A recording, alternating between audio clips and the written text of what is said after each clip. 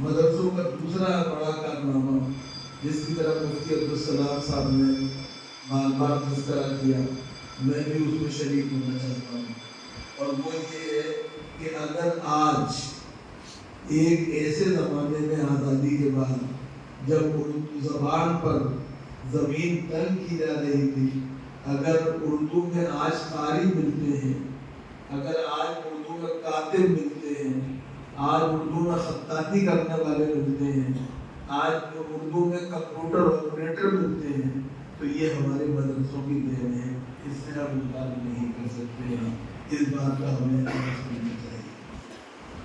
مدرسوں کا یہ بھی بڑا کارنامہ ہے کہ انہوں نے اپنے گھروں میں مدرسے بنانے والے اور چلانے والوں نے اپنے گھروں میں چاہے روشنی نہ کی ہو، لیکن ہمارے گھروں میں علم کی روشنی پہنچانے میں غیر معمولی فضول اور خدمات انجام دی ہیں، اس سے بھی آپ انکار نہیں کر سکتے۔ وہ لوگ جن کے پاس کھانے کے لیے کپڑا نہیں، کھانے کے لیے روٹی نہیں، پہننے کے لیے مناسب کپڑا نہیں، رہنے کے لیے چھت نہیں، ایسے لوگوں کو خواندگی کی شرح میں شامل کرنے اور ان کو کسی قابل بنانے میں مدرسوں نے بڑا رول انجام دیا ہے، اس سے بھی ہم انکار نہیں کر سکتے۔ دوسری بات جو مجھے عرض کرنی ہے، ہم سب جانتے ہیں کہ مدرسے جو ہیں انہوں نے ہماری جدوجہد آزادی میں غیر معمولی رول انجام دیا ہے۔ ہمارے بزرگوں نے ایک شمولیت پسند نظام تھا تعلیم کا 1857 سے پہلے، لیکن انگریزوں نے اس ملک پر صرف سیاسی تسلط قائم نہیں کیا بلکہ اپنا نظام تعلیم اور نظام علاج جو تھا وہ بھی مسلط کیا۔ ایسے وقت میں ہمارے بزرگوں نے یہ فیصلہ کیا کہ ہمیں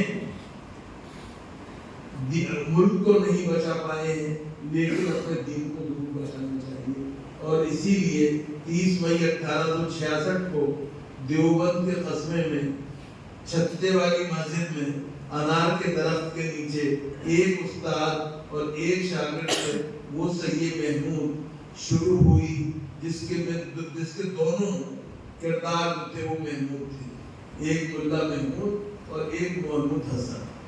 وہ محمود حسن جو بعد میں شیخ الہند کہلائے، جو ہماری تحریک آزادی کی کارآمد سالاروں میں تھے، جنہوں نے ریشمی لباس تحریک شروع کی، جو اسیر مالٹا رہے، اور ان کا جو سب سے بڑا کارنامہ ایک اور ہے جس کو نظر انداز نہیں کرنا چاہیے، وہ یہ کہ علی گڑھ اور دیوبند کو قریب لانے کا کام انہوں نے بڑھتے دم تک کیا۔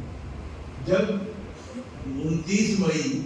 29 اکتوبر 1920 کو وہ علی گڑھ گئے بستر مرگ پر جامعہ ملیہ اسلامیہ کا افتتاح کرنے کے لیے، اور ان کی حالت یہ تھی کہ ان کا خطبہ جو ہے وہ خود نہیں پڑھ سکتے تھے، مولانا شبیر احمد عثمانی نے اس کو پڑھا۔ تو یہ بات بھی ہمیں اپنے سامنے رکھنی چاہیے، اور ان مدرسوں کے قیام کا جو مقصد تھا وہ کیا تھا؟ وہ تھا دین کی ترویج اور اشاعت، لوگوں کو دین پہ قائم رکھنا، اور ساتھ میں تحریک آزادی کے سالار پیدا کرنا، جو غیر معمولی کام تھا اور کیا گیا۔ اور جو مدرسوں سے فارغ ہو کے نکلتے تھے وہ اپنے علاقے میں، محلوں میں، گاؤں میں، قصبوں میں جگہ جگہ مکتب اور مدرسے قائم کرتے تھے، اور وہاں پر دین کی سمجھ بھی پیدا ہوتی تھی، اور انگریزوں کے خلاف ایک طرح سے اسٹریٹجی بنانے کا کام، حکمت عملی کرنے کا، تیار کرنے کا کام بھی ہوتا تھا۔ یہ تمام باتیں اپنی جگہ ہیں۔ اب سوال جو آج کا موضوع ہے وہ یہ ہے کہ اردو زبان کا مدرسوں سے جو تعلق رہا ہے اس کا اعتراف میں نے پہلے کیا، لیکن مجھے ایک بات کی اجازت دیجیے، اور وہ شکایت نہیں ہے، لیکن بہرحال آپ کے سامنے ایک مسئلہ ہے جو پیش کرنے جا رہا ہوں۔ آپ نے اردو کو تدریسی زبان کے طور پر رکھا، لیکن اردو کو बहैसियत मजमून जगह नहीं है। नतीजा ये हुआ कि उर्दू की वो तरवीज और वो इशाअत जो होनी चाहिए थी वो नहीं हो पाई, और खुद जो लोग के तदरीसी ज़रूरतों के लिए उर्दू का इस्तेमाल कर रहे थे उनके यहाँ भी वो ताजगी और वो ताज़ाकारी जो थी कि हमें अफकार की नहीं पैदा हो पाई जो कि होनी चाहिए थी। हमें इसका एहतराम करना चाहिए। मिसाल के तौर पे मैं आपसे अर्ज करूँ, ऐसी बात नहीं है कि मदरसों ने ये काम नहीं किया हो, ताज़ाकारी का काम किया, लेकिन उसके लिए अल्लामा शबली नौमानी, सैयद सुलेमान नदवी, मौलाना अब्दुल कलाम आज़ाद जैसे लोग जो थे आप उनका नाम ले सकते हैं। मौलाना अब्दुल कलाम आज़ाद को हम सब जानते हैं कि उन्होंने तस्करा लिखी, तर्जुमानुल कुरान लिखी, उन्होंने गुबार खातिर लिखी, और इस तरह से हम सब चीज जानते हैं कि उन्होंने गैर मामूली काम किया।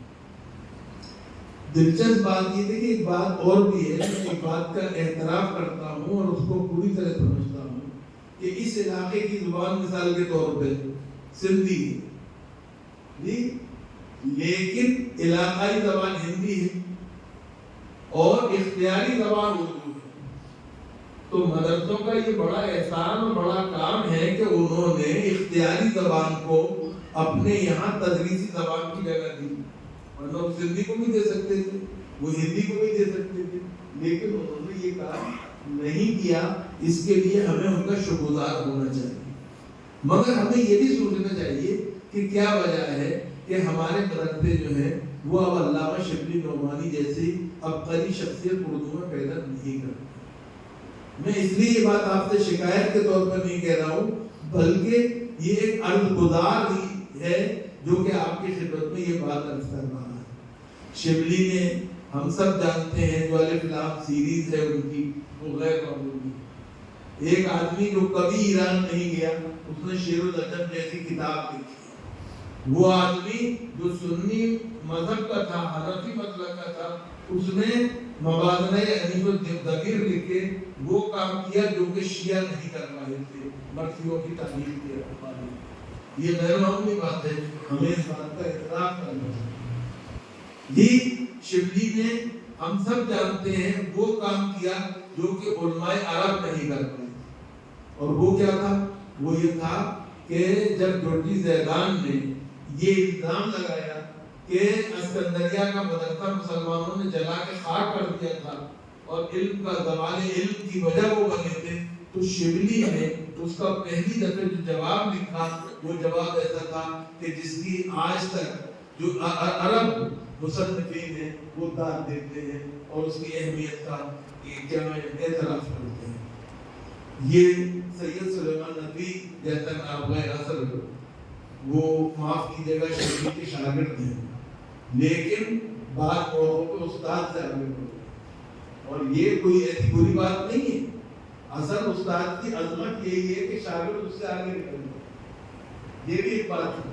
और सैयद सुलेमान नदवी ने जो काम किया सीरत आयशा के हवाले से हो, भी अरब और हिंद के ताल्लुकात के हवाले से हो, जो उनके और दूसरे काम हैं उमर खय्याम के हवाले से हो, उन्होंने गैर मामूली काम किया। अरबों की जहाज रानी के हवाले से काम किया, वो गैर मामूली काम है। तो सैयद साहब ने जिस तरह से काम किया, फिर शिबली के छोड़े हुए काम को सीरत नबी की जो 2 जिल्दें तो शिबली पूरी कर गए थे, 5 जिल्दें सैयद साहब ने पूरी की, और सीरतुन नबी आज हमारे पास सीरत का इंसाइक्लोपीडिया है एक तरह से। इस्लाम के बारे में आप जो जानना चाहते हैं वो आपको उन 7 जिल्दों के अंदर आसानी से मिल जाता है। ये गैर मामूली बात। नदवे ने काम किया, फिर देवबंद ने जो काम किया, देवबंद के काम से भी आप इनकार नहीं कर सकते। हुज्जतुल इस्लाम मौलाना मोहम्मद कासिम नानोतवी ने जो तकरीर दिलपदीर आप उनकी पढ़ लीजिए, और कुछ मत पढ़िए, सिर्फ एक तकरीर दिलपदीर पढ़ लीजिए तो पता चलता है कि किस तरह से हमारे बुजुर्गों ने दीन की दिफा में अपनी गैर मामूली खिदमत अंजाम दी। حجت الاسلام مولانا قاسم نانوتوی کے علاوہ مولانا رشید احمد گنگوہی کے کام کو آپ سامنے رکھتی ہے۔ مولانا رشید احمد گنگوہی کے اندر یہ جرأت فکر تھی کہ وہ اپنے مرشد مولانا امداد اللہ مہاجر مکی جو تھے ان سے بھی اختلاف کر سکتے، اور اس سے یہ پتہ چلتا ہے کہ اختلاف کوئی بری چیز نہیں ہے۔ اگر آپ اپنے طور پر یہ سمجھتے ہیں کہ فلاں چیز صحیح ہے تو اس پر قائم رہتے ہوئے آپ دوسرے کے رویے کی، جو آپ کا کتنا ہی عزیز ہو، کتنا ہی قریب ہو، کتنا ہی محترم ہو، اس سے اختلاف کر سکتے ہیں، یہ غیر مقبول بات ہے۔ پھر اس کے علاوہ ہم سب جانتے ہیں کہ جس طرح سے دیوبند کے علماء نے علم دین کے حوالے سے کام کیا، شیخ الہند مولانا محمود حسن کا ترجمہ، اس پر مولانا شبیر احمد عثمانی کے حواشی جو ہے وہ ہمارے لیے غیر معمولی چیز ہے، اور اردو زبان جتنا ان پر فخر کرے کم ہے۔ اور ذرا پیچھے آپ جانے کی اجازت اگر دیں تو شاہ ولی اللہ کے خانوانے کی جو خدمات ہیں اس کا کو نظر انداز نہیں کر سکتے۔ شاہ عبد القادر صاحب نے قرآن کا اردو میں ترجمہ کیا، ان کے والد نے فارسی کا ترجمہ پیدا کیا جی، انہوں نے اردو کا ترجمہ کیا۔ ان کے بھائی شاہ رفیع الدین صاحب نے، شاہ ولی اللہ صاحب کے دوسرے بیٹے نے بھی ترجمہ کیا جی۔ اور اس کے بعد ہم سب جانتے ہیں کہ جو مسلک ولی اللہ ہے اس کے جو ترجمان تھے، اس کے جو نمائندے تھے، انہوں نے مختلف انداز سے قرآن کے تراجم بھی کیے اور قرآن کی تفسیریں بھی کی۔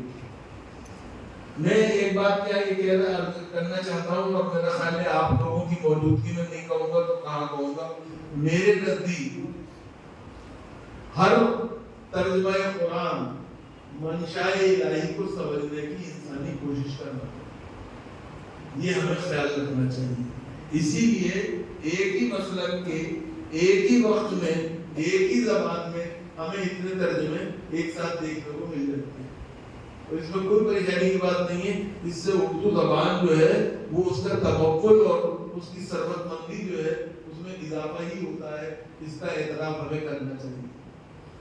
اردو کا ایک معاملہ جو ابھی یہاں پہ بات کہی گئی تھی کہ تراجم جو ہوئے دوسری زبانوں سے، ہمیں یہ نہیں بھولنا چاہیے کہ اردو زبان جو ہے وہ عربی اور فارسی سے کے مقابلے اور ترکی کے مقابلے بہت کم عمر زبان ہے، لیکن دلچسپ بات یہ ہے کہ اسلامی لٹریچر میں وہ ان تمام زبانوں کا مقابلہ کر کے نظر آتا ہے۔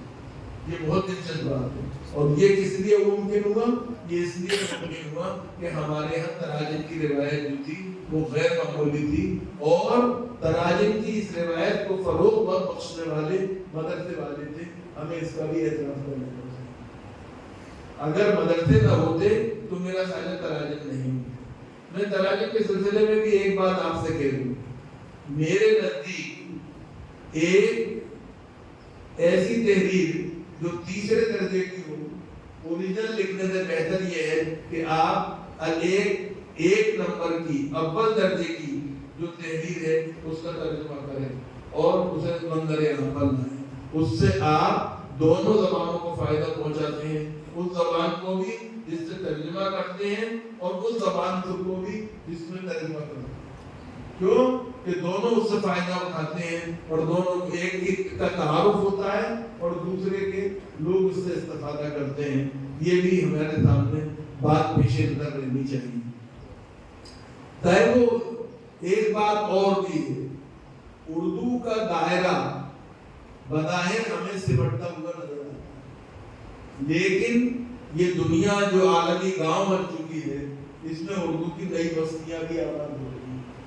جہاں جہاں اردو والے جا رہے ہیں وہ اپنے ساتھ اپنی زبان، تہذیب اور ثقافت کو بھی لے کے جا رہے ہیں، اپنے مذہب کو بھی لے کے جا رہے ہیں، ہم سب جانتے ہیں۔ اور اسی لیے جو آج دبئی کے بازار ہے وہ دہلی کے بازاروں کی طرح وہاں اردو بول چال کی زبان بن چکی ہے، ہم اس سے انکار نہیں کر سکتے۔ مسقط ہو، قطر ہو جی، اس کے علاوہ انگلینڈ ہو، اس کے علاوہ امریکہ کے بعض علاقے ہوں، تو ان میں اردو کا چلن جو ہے عام طور پر بڑھ رہا ہے۔ اب سوال معاف کیجیے گا، کچھ خبر مدح سے تو تھوڑے سے گلے کی اجازت دی تھی۔ سوال یہ ہے کہ آج اردو جو ہے وہ کیوں پچھڑ رہی ہے؟ میں آپ سے ایک بات عرض کرتا ہوں، میرا آپ کا یہ ماننا ہے کہ زبانیں جو ہیں وہ حکومتوں کی سرپرستی میں کبھی ترقی نہیں ہوتی۔ اگر ایسا ہوتا تو سنسکرت زبان جو تھی اس ملک کی سرکاری دفاتر نہیں چلی، لیکن ایسا نہیں ہوا۔ آپ بہت دلچسپ بات ہے کہ اردو اور ہندی دونوں زبانوں کا جنم جو ہے وہ ایک خانقاہ میں ہوا، حضرت نظام الدین اردو، جس کے جنک امیر خسرو تھے۔ امیر خسرو نے جن دو زبانوں کو جنم دیا اور پروان چڑھایا اور آگے بڑھایا، اس میں ایک زبان جس نے عربی اور فارسی کے رسم خط کو اختیار کیا وہ اردو کہلائی، جس نے ہندی کے رسم خط کو دیوناگری لپی کو اختیار کیا وہ ہندی کہلائی، اور آگے بڑھتی رہی۔ امیر خسرو کا معاملہ جو ہے وہ بہت دلچسپ ہے۔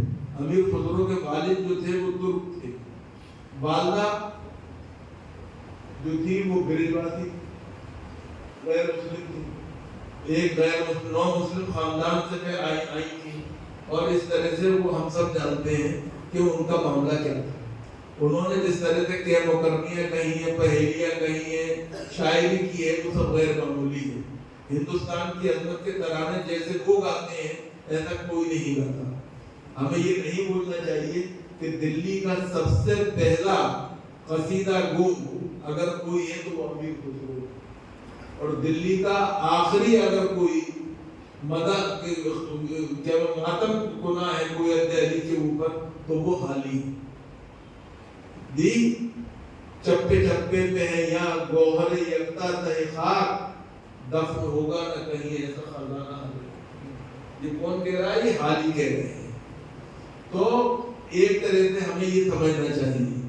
میں جو بات عرض کرنا چاہتا ہوں وہ یہ کہ ہندوستان میں مسلمانوں کی 800 سال تک حکومت رہی، اور لال قلعے کے اندر آخری زمانے میں ہم جانتے ہیں کہ فارسی جو ہے اس کا دبدبا رہا ہے اور دور دورہ رہا ہے۔ سرکاری زبان کون سی تھی؟ فارسی، لیکن اردو زبان جو ہے اس کا ہمیں غور کرنا چاہیے۔ خانقاہ میں جنمی، بازار میں پلتی، پڑھی بڑھی اور بولی گئی، اور مارکیٹ فورسز کی قدرت سے اور قوت سے یہ ہوا کہ اردو میں محلہ بن کے تلے محلہ میں جا بیٹھے۔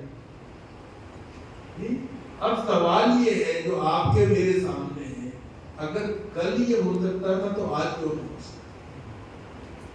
معاف کیجیے گا، دل الہی نہیں لے کے گئے تھے انگلی پکڑ کے، اردو خود پہنچی تھی اور دل الہی کو اس کے آگے سر تسلیم کرنا پڑا تھا۔ آج بھی مارکیٹ فورسز کا زمانہ ہے۔ کیا وجہ ہے کہ آپ وہ چیزیں خریدنے کا اجتناب کرتے ہیں جن کا اردو میں اشتہار ہوتا ہے؟ آپ کہیے کہ ہم وہ چیزیں خریدیں گے جو اردو میں اشتہار ملتا ہے۔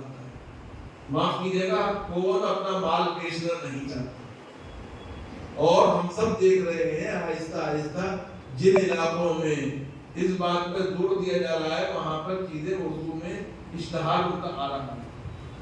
یہ بہت دیکھنے والی بات ہے، لیکن اس وقت ایک عجیب بحرانی کیفیت ہے، اور وہ بحرانی کیفیت کیا ہے؟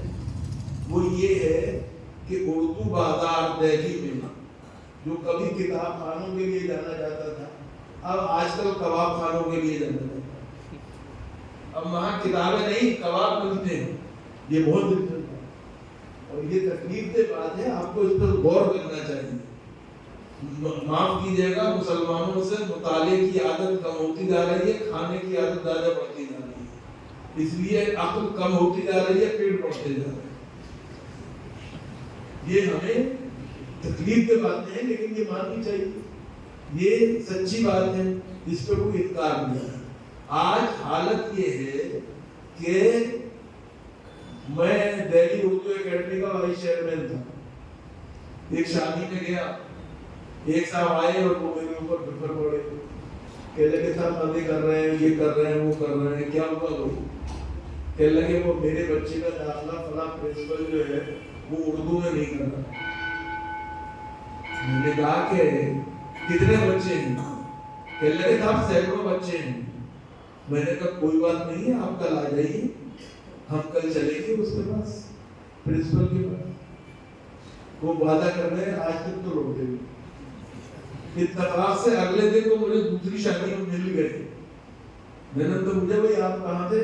کہنے لگے ارے صاحب چھوڑیے، کام چھوڑ کر چھوڑ جاؤں گا. آپ معاف کیجیے گا، آپ کو اپنے بچے کا مستقبل اگر عزیز نہیں ہے تو معاف کیجیے گا، پھر آپ کے اوپر لعنت ہے. معاف کیجیے گا، نہیں معاف کیجیے گا. یہ میں نے ان سے بھی کہا اور یہاں پہ بھی دوہرایا. پھر ایک بات اور بھی ہے، اب اردو کا چلن ہمارے یہاں سے کس طرح کم ہوتا جا رہا ہے، اس کا اندازہ اس سے لگائیے کہ اب قبرستان میں لوہے مدار بھی اردو میں نہیں ملتے جی، دوسری زبانوں میں ملتے ہیں.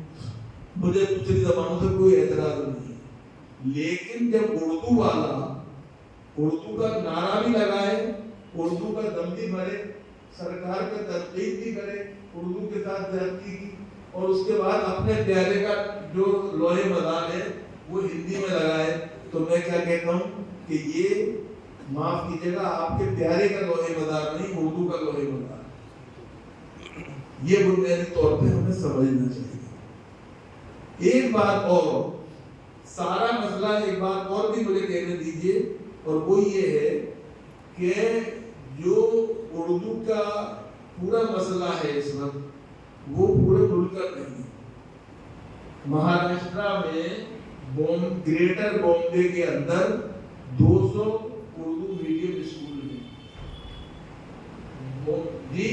جلگاؤں، بھیونڈی اور ان تمام علاقوں میں، دھلیا اور دوسرے علاقے ہیں مہاراشٹر کے، وہاں سے بچے جو ہیں وہ اردو میں ٹاپ کرتے ہیں، اور ٹاپ کرنے کے نتیجے میں میڈیکل اور انجینئرنگ میں ان کا براہ راست داخلہ ہوتا ہے کوالیفائی ہونے کی وجہ سے. تو اردو کی کوئی پرابلم نہیں ہے. اردو کی کوئی پرابلم تلنگانہ میں نہیں ہے، آندھرا میں نہیں ہے، تامل ناڈو میں نہیں ہے. تامل ناڈو میں وہ سڑک جو چنئی سے بنگلور کو آتی ہے، جس میں کہ کیا میں ویلور پڑتا ہے، نیل وشارم پڑتا ہے، وانم باڑی پڑتا ہے، عمرآباد پڑتا ہے، وہاں پر محلوں کے نام جو ہیں وہ تو اردو میں ہیں ہی، لیکن گھروں کے اندر جو میونسپل بورڈ نے کیا میں لوہے کی تختیاں لگا رکھی ہیں وہ معاف کیجیے گا تامل کے ساتھ اردو میں بھی لگا رکھی ہیں. اس لیے لگا رکھی ہے کہ وہ لوگ چاہتے ہیں. تو یہ تامل ناڈو تک کے اندر بات ہے، لیکن معاف کیجیے گا اردو کی ساری پرابلم جو ہے وہ کہاں ہے؟ وہ پرابلم ہے دبستان دہلی اور دبستان لکھنؤ کے بیچ میں جی. دبستان دہلی اور دبستان لکھنؤ والے جو ہیں انہوں نے کسی کو کبھی خاطر میں نہیں لائے اردو کے حوالے سے. حفیظ دارندری نے ایک شعر کہا تھا، جنگ چھڑ جائے ہم اگر کہہ دیں یہ ہماری زبان ہے پیارے جی. تو آپ نے اردو پر اپنے ملکیت بھی اپنا رکھا اور اس کی حفاظت بھی. جب ہم آپ سے بات کرتے ہیں اردو کی تو آپ ہم سے کیا کہتے ہیں؟ آپ کہتے ہیں کہ صاحب کیا کیا جائے، روزگار کی زبان تو ہے نہیں. میں ایک بات ہمیشہ کہتا ہوں اور آپ سے بھی کہتا ہوں اور نئی نسل سے خاص طور سے کہنا چاہتا ہوں، 4 چیزوں کا تعلق معدے سے نہیں دل سے ہونا چاہیے. ایک ماں، ایک مذہب، ایک ملک اور ایک مادری زبان. اس کا خیال رکھیں. ماں، ملک، مذہب اور مادری زبان جو ہے ان کا تعلق دل سے ہونا چاہیے، معدے سے نہیں ہونا چاہیے. اگر آپ کے گھر میں فریج رکھنے کی جگہ نہیں ہے تو اس کی وجہ سے اپنی ماں تھوڑی نکال دیں گے. یہ ہمیں غور کرنا چاہیے. یہ ہمارے سامنے سوال ہے جن پر ہمیں توجہ دینی چاہیے. دوسری بات جو ہے وہ رسم خط کی ہے جو مفتی عبدالسلام صاحب کہہ رہے تھے. یاد رکھیے زبانیں جو ہیں وہ اپنی آوازوں سے صرف نہیں پہچانی جاتی. ہندی کی گرامر اور اردو کی گرامر ایک ہے، لیکن دونوں میں کیا چیز ایک دوسرے سے ممیز ہے؟ رسم خط، ایک دیومالائی ہے، ایک عربی فارسی رسم خط جی، دونوں ایک دوسرے سے الگ ہے۔ دوسری بات جو ہے اردو کے رسم خط کی خوبی ایک یہ ہے کہ وہ ایک رسم خط ہی نہیں، فن لطیف بھی، جو آپ جانتے ہیں کہ کس طرح سے اردو کا رسم خط جو ہے وہ فنون لطیفہ میں اس کا شمار ہوتا ہے، اور فن خطاطی جو ہے وہ لوگوں کے بیچ میں اپنی جگہ بناتا ہے، اور ہم اپنے گھروں میں اندر اپنے اس طرح کے توڑے لگانے میں فخر محسوس کرتے ہیں، اور وہ ایک طرح سے ہمارے خطاط جو ہیں ان کے لیے آمدنی کا ذریعہ بھی رہے۔ اب اہل مدارس جو ہیں ان کا مسئلہ ہے، وہ میں نے کہا کہ پہلے بھی خدمت کر رہے ہیں، لیکن جیسے میں نے عرض کیا تھا انہیں ایک بات کی طرف توجہ دینی چاہیے، تدریس کی زبان تو ہے ہی، اب اس کو تعلیم کی زبان بھی بنانی چاہیے، اپنے نصاب میں شامل کرنا چاہیے۔ معاف کیجیے گا، جو کچھ سال پہلے جامعہ اسلامیہ میں کچھ لوگوں سے بات ہوئی، جب یہی مسئلہ کہا گیا کہ اردو کو دریائی تعلیم تو ہے لیکن نصاب میں شامل نہیں ہے مضمون کے طور پہ، تو انہوں نے کہا صاحب فسق و فجور کو تھوڑی شامل کر سکتے ہیں۔ میں نے ایک بات کہی تھی ادب کے ساتھ، معاف کیجیے گا پھر کہنے کی اجازت دیجیے، نقل کفر کفر نہ باشد، کہ بھائی بات یہ ہے امرؤ القیس کو پڑھا سکتے ہو تو غالب کو پڑھانے میں کیا سولوشن جی؟ آپ احتیاط کر سکتے ہیں، آپ اپنی ضرورتوں کا لحاظ کر سکتے ہیں، آپ اپنے نصاب اپنے لیے ایک علیحدہ نصاب بنا کر سکتے ہیں۔ مولوی اسماعیل کا نصاب بہت ہو گیا، معاف کیجیے، مولوی نہر پہ چل رہی ہے پنچکی، دھن کی پوری ہے کام کی پکی، اب نہر نہیں رہی اور پنچکی بھی نہیں رہی، اب اس طرح کی چیزیں پڑھا کے کیا کریں جی؟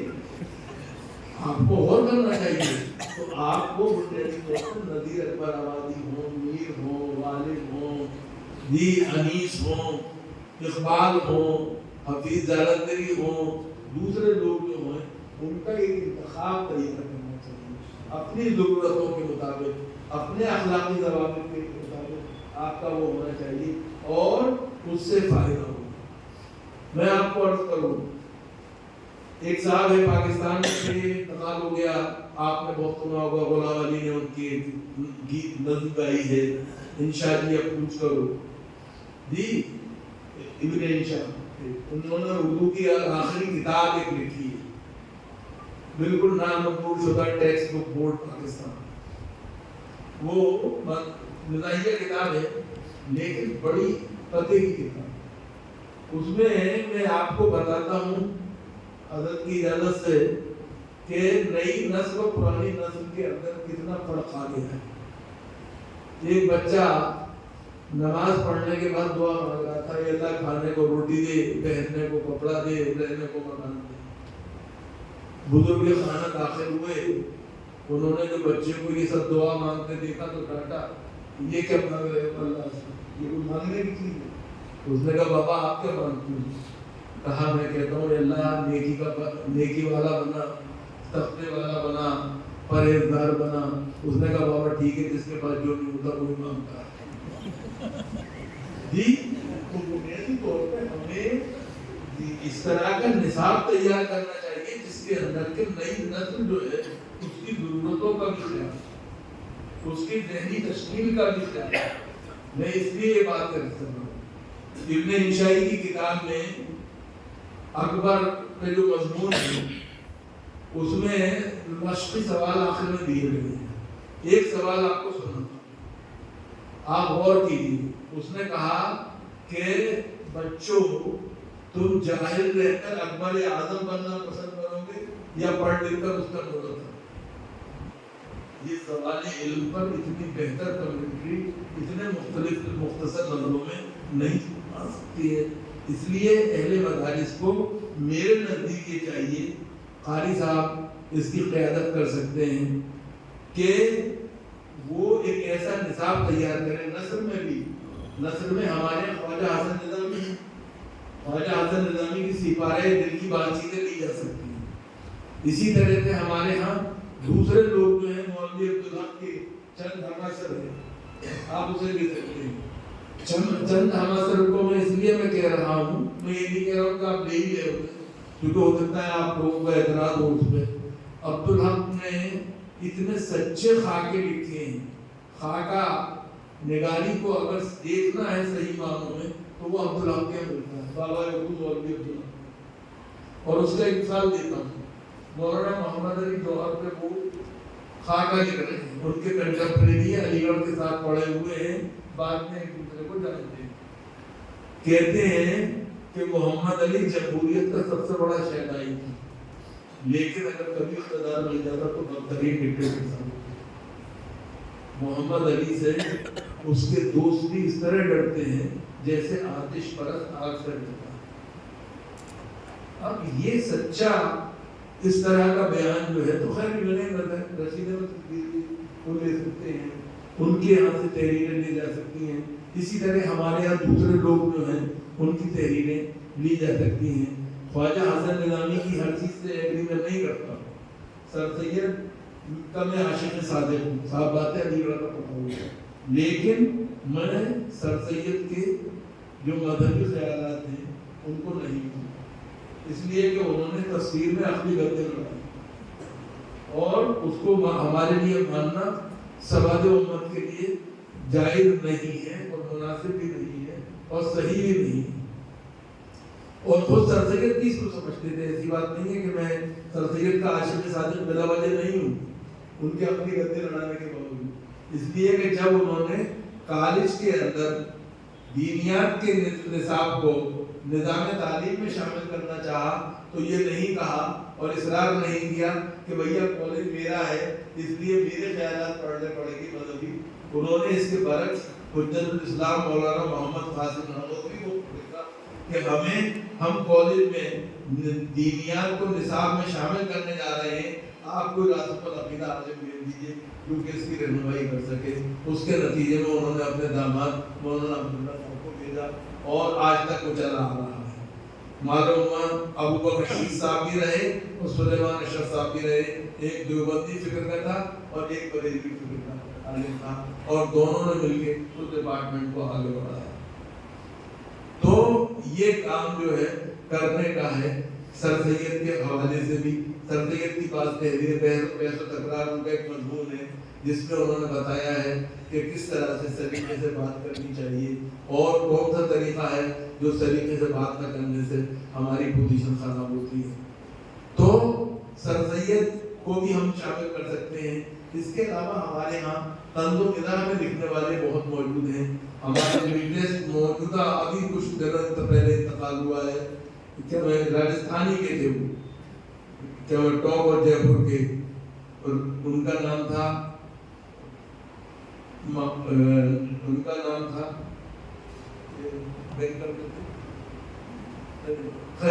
बैंकर से अभी नाम बता देता हूँ आपको। उन्होंने दरगुज़श्त लिखी, चिराग तरी लिखी, खाका बदहन लिखी, आबे गुम लिखी। तो उनकी चीज़ों को हमें शामिल कर सकते हैं।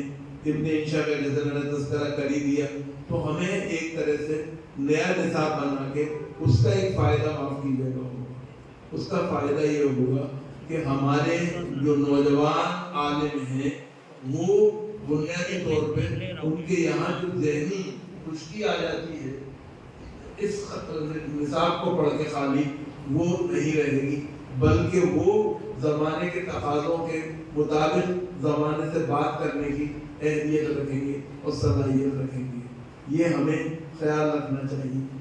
मैं समझता हूँ कि मेरे बहुत आपके सामने बातें अर्ज़ की हैं। अगर आपके जहन में कोई सवाल हो तो वो बेहतर है, क्योंकि माफ़ कीजिएगा खुद कलामी से कोई फ़ायदा नहीं। क्या मैं जैसे कहते हैं कि एक तरह से आप खुद कलामी करते रहे, लोगों ने इस काम से सुना उस काम से निकाल दिया। इससे बेहतर ये है कि एक तरह से इंटरैक्टिव सेशन होना चाहिए, आपस में एक दूसरे से बातचीत को होना चाहिए।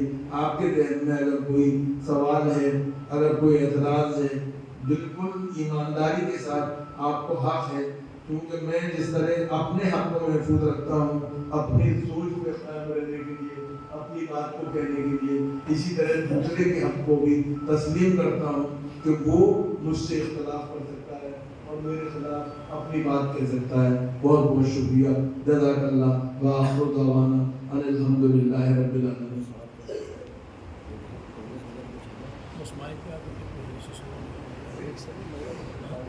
جی فرمائیے۔